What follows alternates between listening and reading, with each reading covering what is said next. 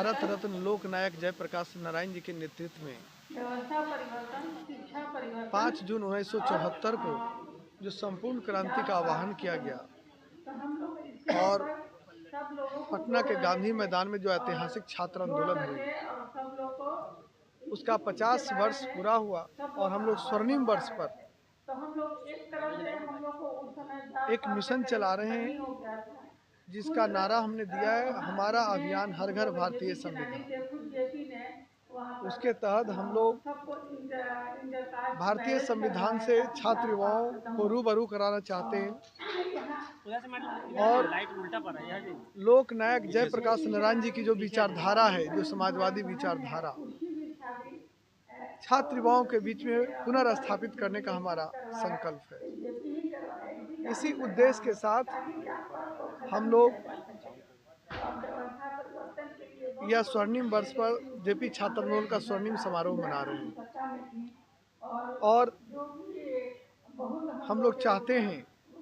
कि उनके विचार को, उनकी विचारधारा को और जो उनका मूल उद्देश्य था, शैक्षणिक सबको बराबर शिक्षा और बराबर का अधिकार, वो मिले और समाजवाद को पुनर्जीवित किया जाए, क्योंकि आज लोकतांत्रिक व्यवस्था पर सबसे बड़ा आघात है कि समाजवाद अपनी दम तोड़ रही है। समाजवाद अब परिवारवाद के रूप में परिवर्तित हो रहा है, समाजवाद पूंजीवाद की ओर बढ़ रहा है। तो ये समाजवाद तो समाप्त हो जाएगी और अगर परिवारवाद और पूंजीवाद राजनीति में हावी हो जाएगी तो निश्चित रूप से हमारा जो लोकतांत्रिक देश है, वो देश लोकतांत्रिक व्यवस्था से हट करके राजतंत्र में तब्दील हो जाएगी और फिर तानाशाही रवैया झेलना होगा। इसलिए हम सभी युवाओं का एक कर्तव्य है कि जो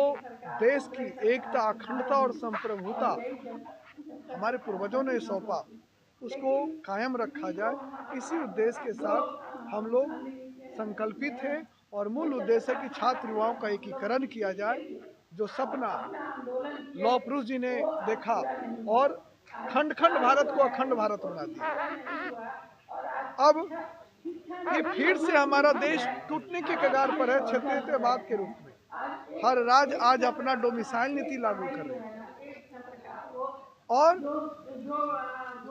दूसरे राज्य के बच्चे अगर दूसरे राज्य में जाते हैं तो उनके साथ घोर अत्याचार होता है। कई मामला आपने देखा होगा, बिहार के बच्चा के साथ क्या हुआ। लोग मन से बोलते हैं वन नेशन वन इलेक्शन।